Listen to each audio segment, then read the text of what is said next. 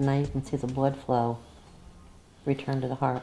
My son was getting ready to go to school here in Creek Middle School, and I wasn't feeling well. So I said to my husband, after we drop him off at school, could you take me by the Northport ER? Had no idea that there was any heart problems going on. I just knew I really didn't feel well. On the way to school, I said to him, please don't go there. Go right to the emergency room. As we were traveling down Toledo Blade, I remember saying, I feel like I'm going to pass out. And that's the last thing I remember.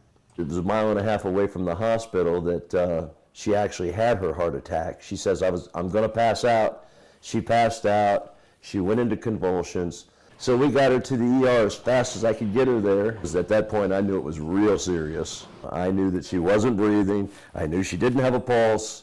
I knew she was dead. And the only way that she's going to get alive is for the emergency room to make her alive again. Ms. Hemberger suffered a cardiac arrest while she was on the way to the Northport emergency room. When she arrived, she was in ventricular fibrillation, which is a arrhythmia that leads to sudden cardiac death if not immediately treated. She underwent resuscitation, and in the Northport ER they obtained a stable heart rhythm. I was dead. I do know that I was shocked 4 times.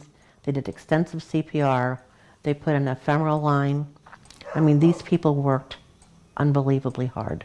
She was transferred via helicopter to Sarasota Memorial Hospital and was started on the hypothermia protocol en route, where we cool her body to lower temperatures to prevent heart cell death and brain cell death.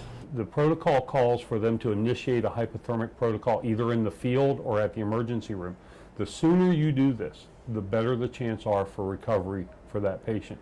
So in this case at Northport, they were able to initiate the hypothermic protocol. It doesn't save the patient, but it gives us a bigger window of opportunity to treat that patient. We have a program here at Sarasota Memorial called DASH, and it's an acronym for Direct Angioplasty Saves Hearts. What it's designed to do is recognize patients that are in the midst of having a heart attack and get them up here to invasive cardiology as quickly as possible. In doing that, you can stop the heart attack and save the heart muscle from further damage.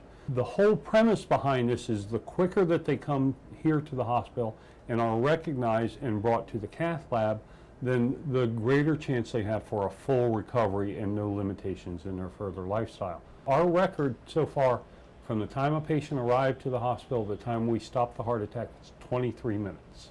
In the field of cardiology, we say time is muscle. It's imperative to open the artery that's blocked immediately or as soon as possible, because damage is occurring every minute that that artery remains blocked. Angiogram before and after of a stent placed on Mrs. Hemberger's heart. This area right here pointing to the red area is the left anterior descending, and as you can see, it stops. That's a heart attack when there's no blood flow. A few minutes after we fixed it and put a stent in its place, you can see the artery now continues. And by doing that, it stopped the heart attack and allowed her heart to recover. By the time we left Northport, she was already at Sarasota Memorial. They took her from the helicopter to where they did the procedure of installing the stent and restoring the blood flow to the heart.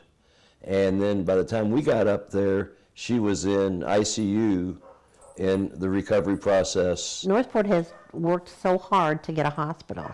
If that facility hadn't been there, I would have died. Oh, I had died. You know, but they brought me back. I'm really thankful for that. Northport ER has really touched my heart.